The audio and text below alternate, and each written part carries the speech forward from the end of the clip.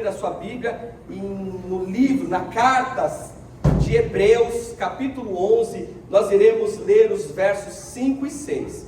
A mensagem desta manhã está submetida ao tema, coloca o tema novamente aí pra gente. Glória a Deus, os 3 segredos que transformam pessoas comuns em heróis da fé. Sabia que você pode se tornar um herói da fé? Aleluia! Você crê nisso? A carta aos Hebreus, no capítulo 11, traz para nós aqui exemplos de fé.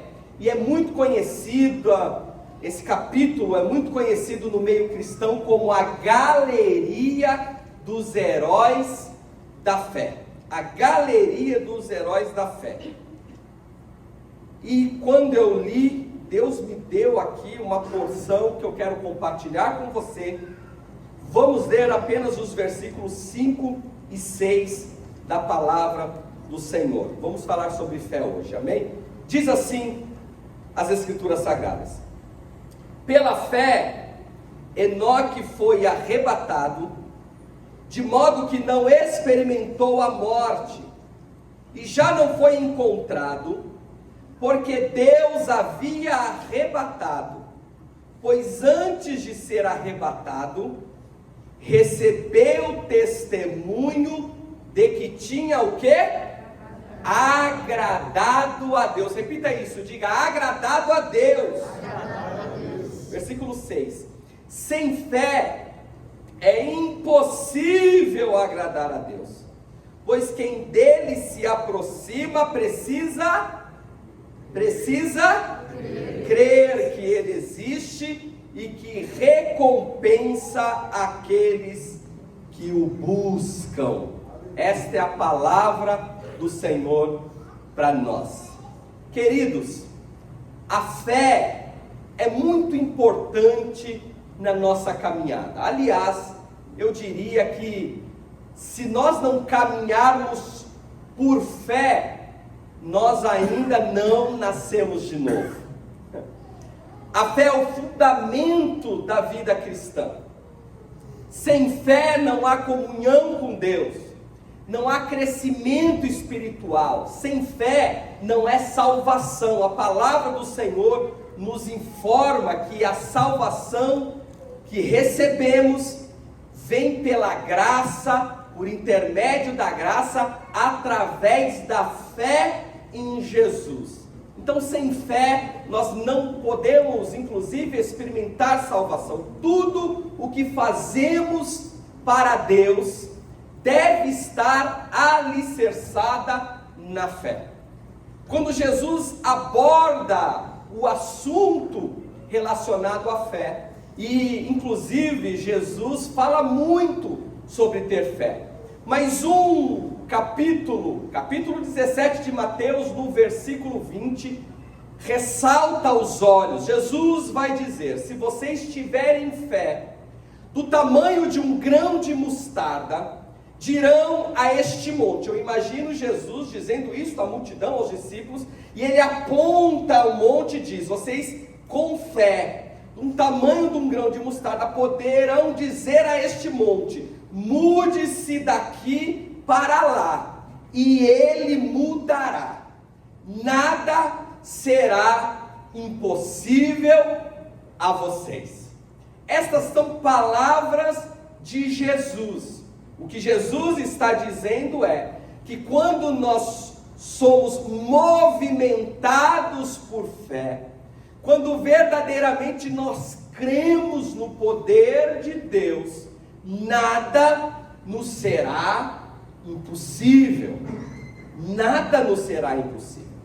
Paulo vai dizer, quando escreve aos Romanos, no capítulo 1, versículo 17, que o justo viverá pela fé.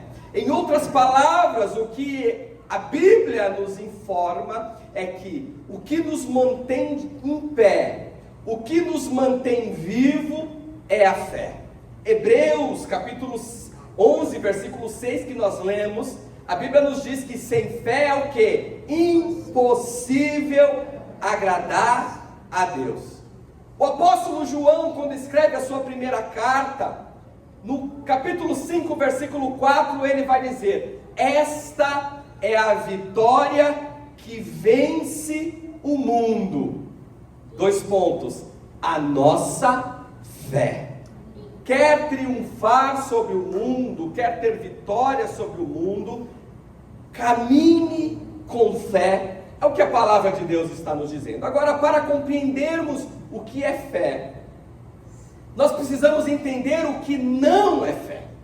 E eu quero listar 4 coisas aqui que as pessoas pensam que é fé, mas não é a fé bíblica, não é a fé que vem de Deus. A primeira coisa que eu quero dizer que não é fé é o pensamento positivo. Fé não é mentalizar algo.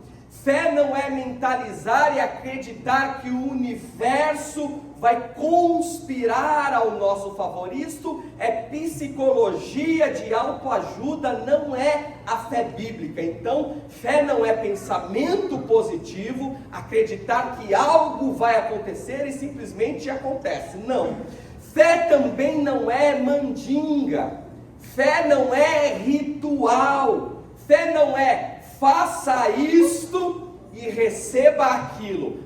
Se você ir na campanha de 7 cultos, a coisa vai acontecer. E a gente usa o culto como um ritual, pensando que é através do culto que nós alcançaremos algo. Fé não é fórmulas humanas, mas um coração sincero e obediente. Fé também não é um objeto. Tem pessoas que colocam a sua fé num objeto. Eu não sei agora se isso existe ainda, mas anos 90 nós andávamos, nós não, está amarrado, só se você não era convertido nessa época, mas pessoas andavam com o pé de coelho para dar sorte. Você já ouviu isso? É da minha época também. Dê um glória aí se você já viu alguém carregando um pé de coelho. Eu fico com dó dos coelhinhos. Foi sacrificado para se tornar um amuleto de fé de alguém. Alguém andava com a figa.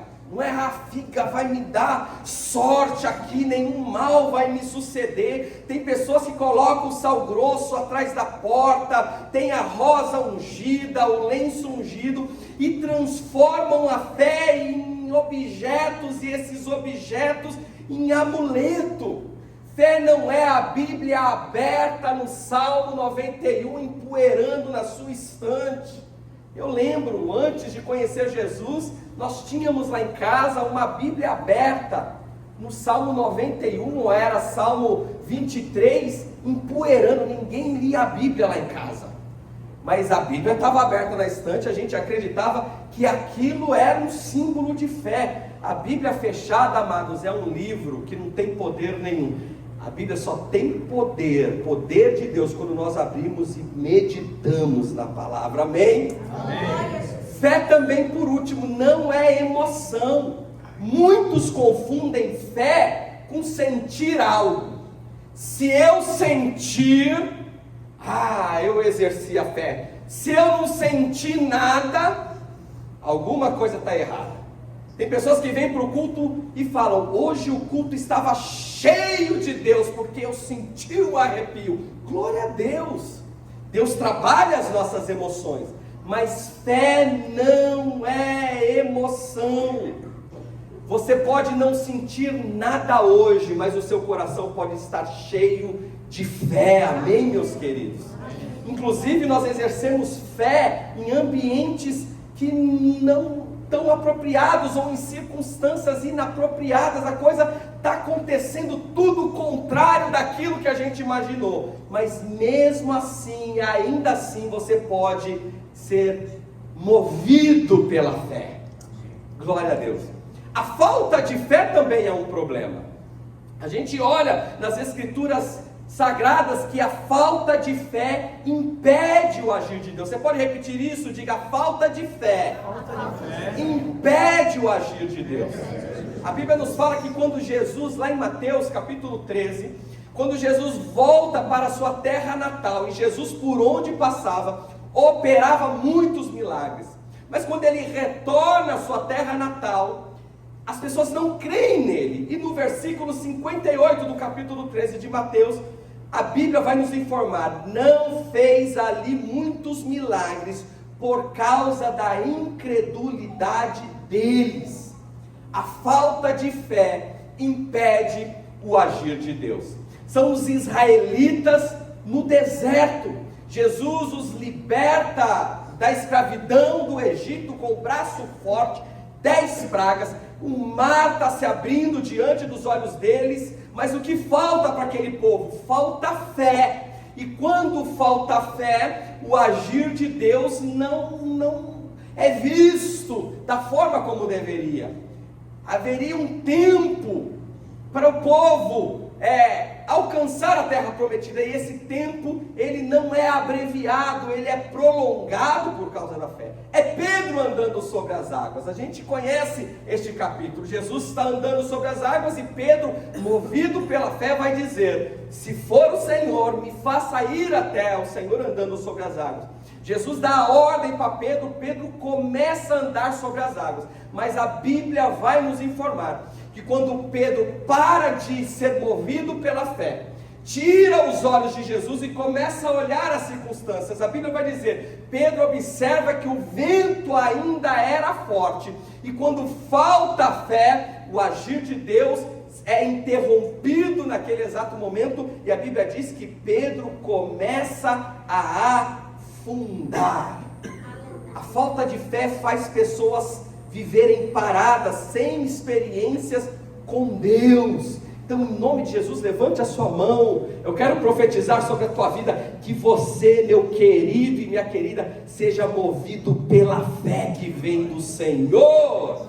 Louvado seja o nome de Deus. Quando nós lemos, amados, Hebreus capítulo 11, como já disse, nós observamos que aqui contém uma galeria de homens e mulheres que foram movidos pela fé, homens e mulheres que tiveram as suas vidas mudadas por causa da fé.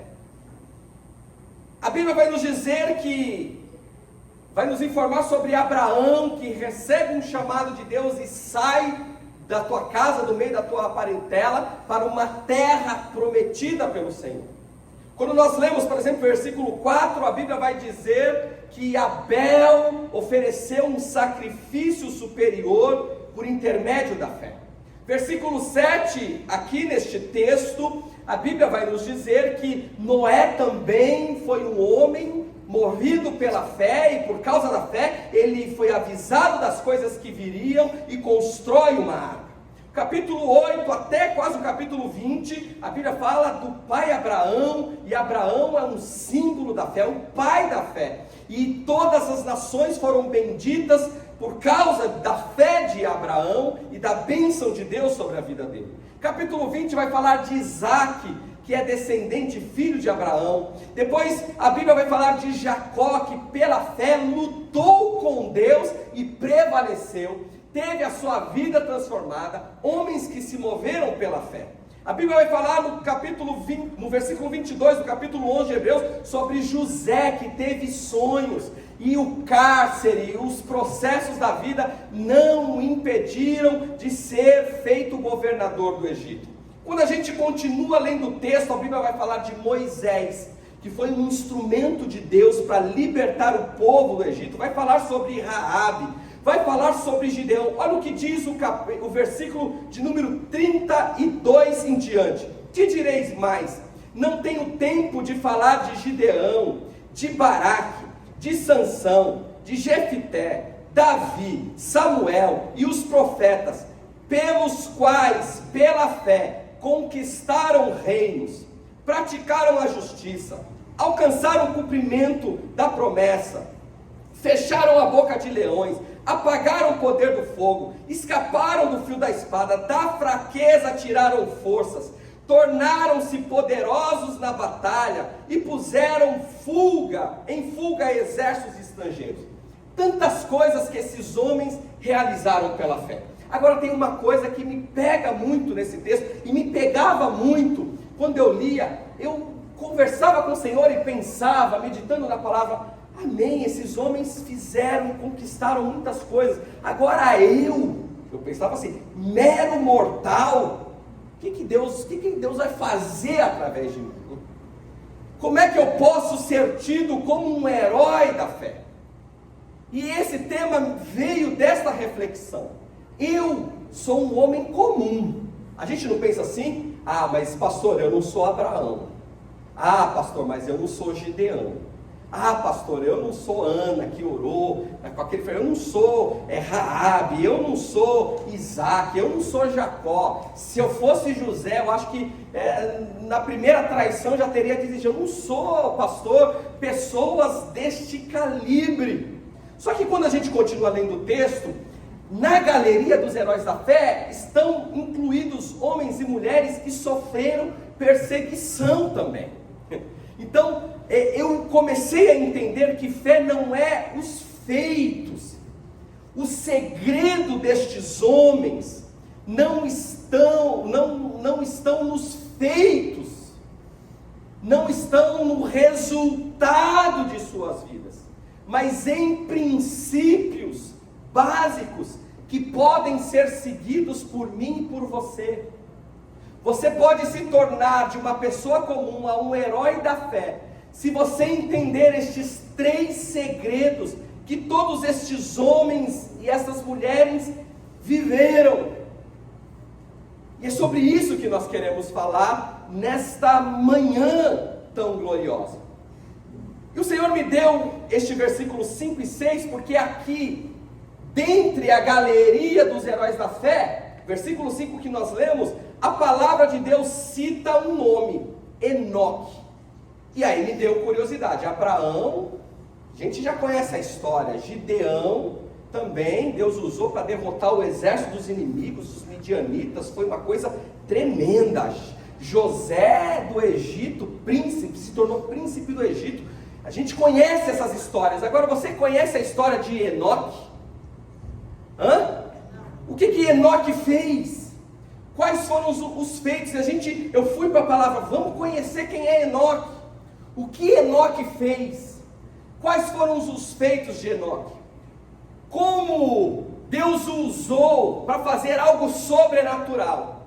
E aí, tudo que eu encontrei sobre Enoque está aqui no versículo 5 da carta aos Hebreus e no capítulo 5 de Gênesis. Olha o que a Bíblia vai dizer aqui no versículo 5. Enoque foi arrebatado, de modo que não experimentou a morte, já não foi encontrado, porque Deus o havia arrebatado, pois antes de ser arrebatado, recebeu testemunho de que tinha agradado a Deus. Ei, sabe qual é o grande feito de Enoque? Ele agradou a Deus. E ele igualmente está inserido na galeria dos heróis da fé. Não porque ele apagou o fogo, não porque ele derrotou exércitos, não porque ele foi governador de algum lugar, mas pelo simples fato dele ter agradado a Deus. Então, o primeiro segredo de Enoque e de todos esses homens contidos aqui na galeria dos heróis da fé é, primeiro, agradaram a Deus. Pastor, como eu posso me tornar um herói da fé? Comece agradando a Deus. Gênesis 5, como eu citei, há ali menção do nome de Enoque, e foi tremendo quando eu acessei Gênesis 5, porque ali, você vai observar na sua Bíblia, que contém Gênesis 5 a genealogia de Adão. A Bíblia vai contar em Gênesis 5 os descendentes de Adão. Você já parou para ler genealogia? Fulano gerou ciclano e beltrano, e as gerações de gerações. Eu costumo ler, eu gosto de ler genealogia, porque ele nos traz profundas verdades do Evangelho. E a gente consegue entender muita coisa através da genealogia. Mas via de regra a gente pula essa parte, sim ou não? A gente pula uns nomes meio estranhos, né? Eu oro, fico com medo, alguém lê uma genealogia e vê lá Mahalalel. Eu vou colocar o nome do meu filho, que lindo, Mahalalel. Não tem ninguém que se chama Maalaléu aqui, né, meus irmãos? Se tiver, me perdoe, amém? Gênesis 5, olha o que a Bíblia vai dizer, vou resumir aqui. A Bíblia vai dizer: Adão viveu 930 anos, gerou Sete e morreu. Aí vem, Sete gerou Enos, viveu 912 anos e morreu. Tem alguém aqui com mais de 900 anos? Naquela época tinha. Aí Enos gerou Cainã, viveu 905 anos e morreu. Perceba, gerou, viveu tantos anos e morreu. Cainã gerou Maalaléu, viveu 910 anos e morreu. Maalaléu gerou Jared, viveu 962 anos e morreu. Jared gerou Enoque, viveu 900, Maalaléu viveu 895, Jared viveu 962 anos e morreu. Aí a Bíblia chega em Enoque. Enoque, aos 65 anos, gerou Matusalém. Aí a Bíblia muda. Não fala que ele viveu e morreu. Olha o que a Bíblia fala em Enoque. Enoque gerou Matusalém e andou com Deus 300 anos. E com 365 anos, Deus o levou. Isso é tão tremendo, porque a expressão Enoque andou com Deus substitui a palavra viveu.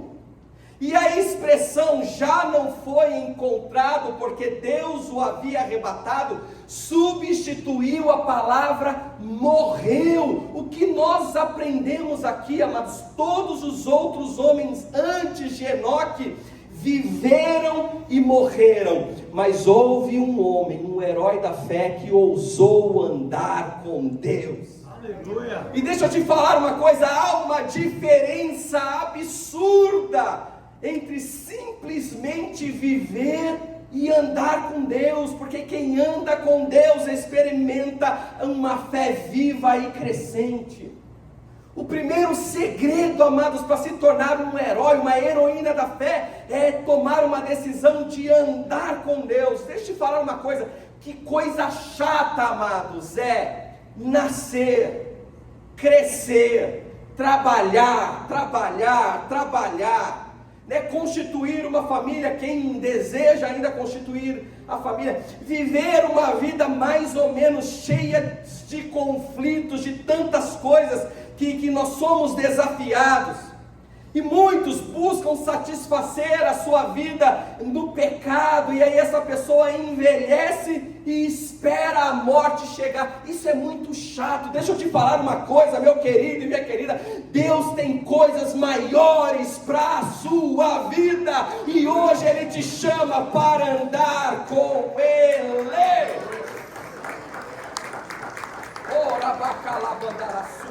A vida não pode se resumir na ânsia de ter as coisas e no tédio de possuir. Deus tem coisas maiores para você. Embora todo mundo trabalhe para conquistar, para crescer na vida, profissionalmente, em termos de família, em tantas outras áreas, isso é bênção. Mas quando a nossa vida é resumida só nessas coisas, amados, é chato demais, não faz sentido.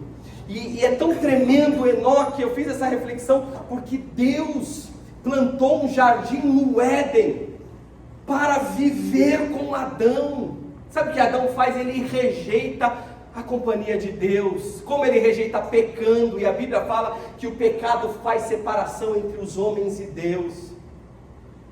Adão tinha toda a possibilidade de andar com Deus, mas rejeitou, não quis. Mas houve um homem, um herói da fé, que não tem grandes feitos aos olhos humanos, mas ele ousou andar com Deus por 300 anos. Levante a sua mão em nome de Jesus, que você possa, se não tomou essa decisão ainda, tomar uma decisão hoje para andar com Deus, porque é isso que traz significado significado para a nossa vida. Você pode dizer um amém? Amém. Estreite o seu relacionamento com Ele. Dê mais um passo. Dê mais um passo em direção ao Senhor. Decida, Senhor, eu quero andar contigo, eu quero viver as coisas extraordinárias que o Senhor tem preparado para mim. A minha vida precisa ter sentido, propósito, significado, e andar com Deus, meu querido e minha querida, é mais do que vir no culto de domingo de manhã. Andar com Deus é buscar mais ao Senhor, é entender que Ele precisa estar no centro da nossa vida. Andar com Deus é andar como igreja, andar em comunhão. Andar com Deus é isto. Deus tem mais para você. Você pode dizer um amém? Amém. Tem alguém que está comigo ainda? Dê um sinal assim com a sua mão. Louvado seja o nome do Senhor. O primeiro segredo é agradar a Deus. Quer se tornar uma pessoa comum para um herói da fé? Ande com Deus. Aleluia, tenha comunhão com Ele. Segundo segredo, crer que Ele existe. Versículo 6 que nós lemos: é necessário que aquele que se aproxima de Deus creia que Ele existe. Aleluia. Nós andamos com Deus, se aproximamos com Deus, e esse versículo 6 está dizendo: sem fé é impossível agradar a Deus. Como que a gente faz para ter fé? Se aproxime do Senhor, tome uma decisão de andar com Ele, e creia que Ele existe. O que é isso, amados? A Bíblia nos aponta que o objeto, que a fé tem um objeto, e este objeto deve ser Deus. O que você está querendo nos dizer, pastor Héctor? A centralidade da nossa fé, a centralidade daquilo que buscamos e cremos, não é o milagre, não é a bênção, não é solução, não é resultado, é Deus. E às vezes a gente se perde nessa questão, amados. Estamos falando de fé hoje, fé bíblica, fé verdadeira. Nós nos perdemos muitas vezes quando o objeto da nossa fé é um milagre que eu quero alcançar.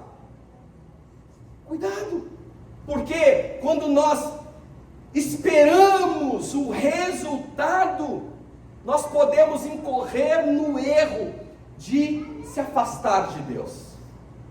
Aí a gente passa a crer no profeta. Sim ou não? Você não vê isso por aí? A gente passa a crer na placa da igreja. Esta igreja é poderosa. Nós passamos a crer em coisas que são palpáveis. É o ambiente, é isto, é o pastor abençoado, é a oração de fulano, é isso, é aquilo. Mas quando nós cremos que Ele existe verdadeiramente, aleluia, a centralidade da nossa fé passa a ser Deus. E quando Deus está no centro da nossa fé, não importa o que aconteça, a nossa fé está firmada. O problema é quando a fé está no dinheiro que nós temos. O problema é quando a fé está no emprego que nós temos, no ordenado. O problema é quando a nossa fé está nos ventos soprando a favor. O problema é quando a nossa fé está no nosso cônjuge, nos nossos filhos, na casa que você não paga mais aluguel. O problema é esse, mas o Senhor nos chama nesta manhã a confiar somente em Deus. Uma fé firmada é aquela que Deus está no centro dela. Por isso que começa a fazer sentido as palavras de Jesus, como quando diz: no mundo vocês terão aflições, mas o que? Tem de bom ânimo. Como ter bom ânimo passando por aflição? Só tem um jeito: quando Deus está no centro daquilo que a gente acredita. Quando Ele passa a fazer parte da nossa caminhada. Não é um Deus que é acessado como um supermercado. Hoje eu preciso disso, aí eu acesso a Deus. Tem gente que faz de Deus as prateleiras de um supermercado. Hoje eu estou enfermo, deixa eu buscar Deus.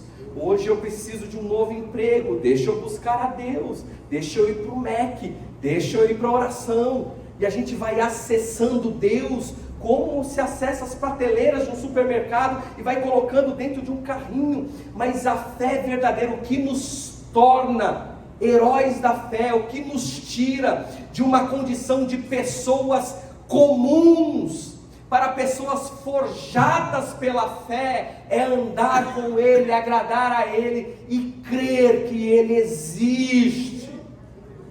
Ele é o motivo. Você pode repetir isso? Diga: Ele é o motivo da minha fé. Uma ilustração, imagina um menino num apartamento no terceiro andar que começa a pegar fogo. Eu li essa história outro dia, eu fiquei emocionado. Está pegando fogo e o menino de 8, 9 anos está na janela. E os bombeiros já estão abaixo com um colchão inflável, falando: pula, pode pular, pula. E aquele menino está hesitando de pular. Ele está com medo, o fogo já está tomando conta do apartamento, a temperatura está esquentando, a fumaça já está tomando conta, ele já está exalando aquela fumaça, mas ele tem medo de pular. Mas chega um momento que o pai daquele menino toma o controle do megafone lá e diga: filho, pula, pode pular. E quando ele ouve a voz do pai, mesmo com toda insegurança, ele pula. Aleluia. Ei, deixa Deus assumir o controle da sua vida. Aleluia. Em nome de Jesus, que você seja capaz de ouvir a voz de Deus em todos os momentos. Ele é a centralidade da nossa fé. A fé é pular confiando em quem está chamando, mesmo sem ver o resultado. Pastor, eu não estou vendo o resultado, mas eu confio no Deus que eu sirvo. Aleluia. Eu não sei o que vai dar essa história, pastor, mas eu creio no Deus que cuida de mim. E por último, para a gente finalizar, terminar e tomar o nosso café. Terceiro segredo. Qual que é o primeiro? Vocês não anotaram, irmãos, meu Deus. Agradar a Deus. Qual que é o segundo? Aleluia. Só os irmãos aqui da frente. Os irmãos de trás, qual que é o segundo segredo? Aleluia. Crer que Ele existe. Qual que é o terceiro? Crer que Deus recompensa aqueles que o buscam. É o Hebreus 11:6.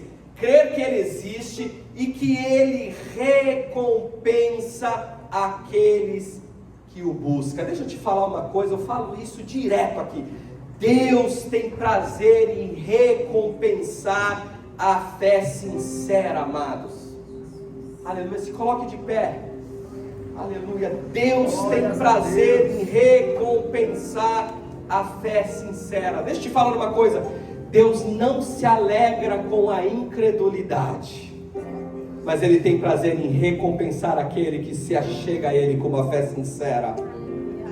O nosso Deus não é um Deus que fica alheio à tua condição. O Deus que nós servimos não é um Deus que está com ouvidos agravados, que o impeça de ouvir. Aleluia! O Deus que nós servimos não é um Deus insensível. Repita isso, diga: Deus não é insensível. Deus não é insensível. Deus, Ele te ouve. Deus não ignora a sua fé. Ele te recompensa. Ele te honra. Ele responde. Abraão deixou tudo e foi recompensado. Ana creu, orou e segurou em seus braços o pequeno Samuel. Houve um centurião em Israel que Jesus disse: em todo Israel eu não vi tamanha fé, eu vou curar a filha deste homem. Deus olhou a fé de uma mulher que há 12 anos padecia de uma enfermidade, e ela foi curada quando tocou nas orlas dos vestidos de Jesus.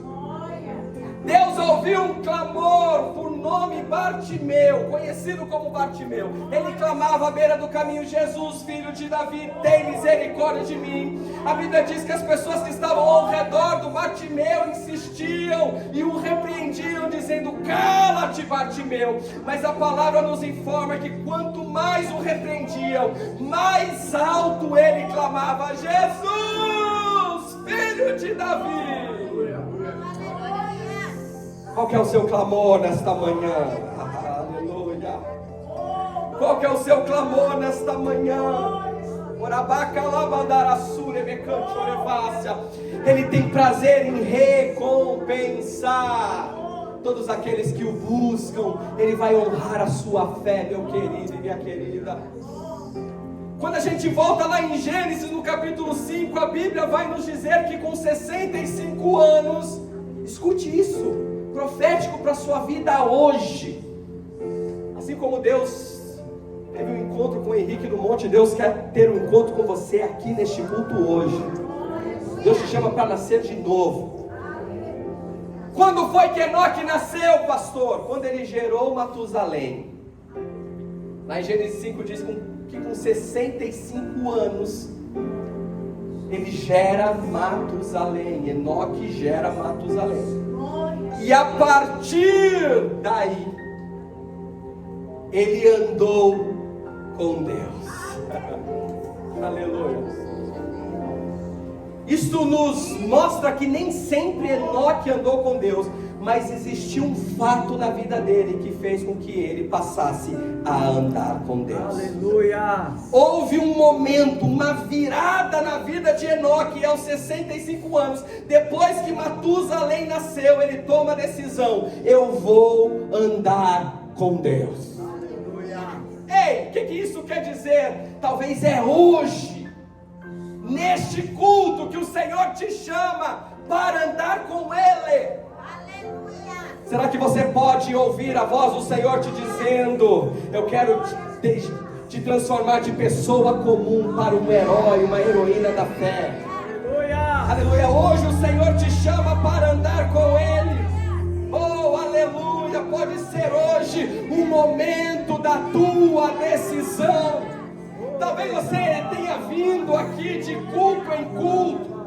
Aleluia! Sente até um arrepio, mas não tomou uma decisão sincera diante de Deus. A partir de hoje eu não quero ser uma pessoa comum, sem propósito, sem expectativa, esperando a morte chegar. Não, o Senhor te chama para andar com Ele. Aleluia. E Ele te revelará coisas grandes e profundas que você não sabe. É Ele que ressignifica a vida, é Ele que dá propósito, é Ele que coloca alegria no coração. Que alegria é essa, pastor? A alegria da salvação. O Senhor te chamou aqui não é para você continuar andando triste, chorando aonde quer que vá, sem esperança, sem fé ou com uma fé vacilante.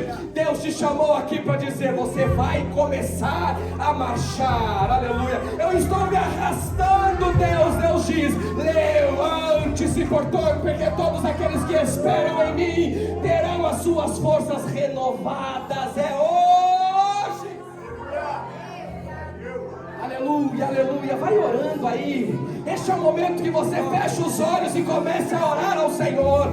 Este é o momento que você fecha os olhos e começa a dizer: Matusalém nasceu. É o dia da minha entrega, é o dia da minha entrega, é o dia da minha entrega. Talvez você já entregou a sua oferta em dinheiro, talvez hoje você até já dizimou, mas o Senhor quer que você dê mais um passo e entregar a tua vida inteiramente a Ele.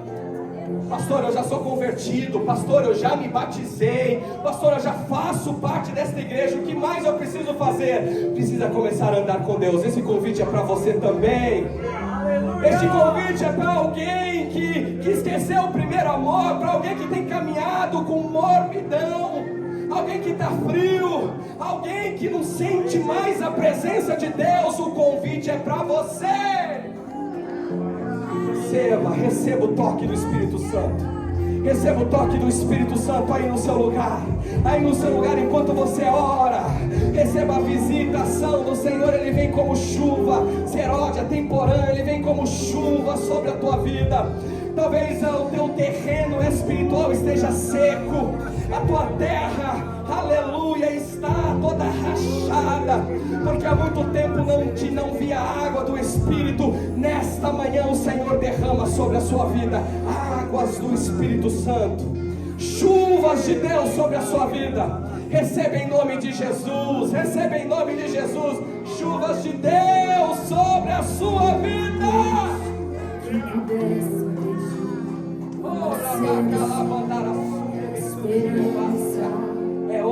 É hoje o seu encontro com Deus. É hoje, meu querido. É hoje.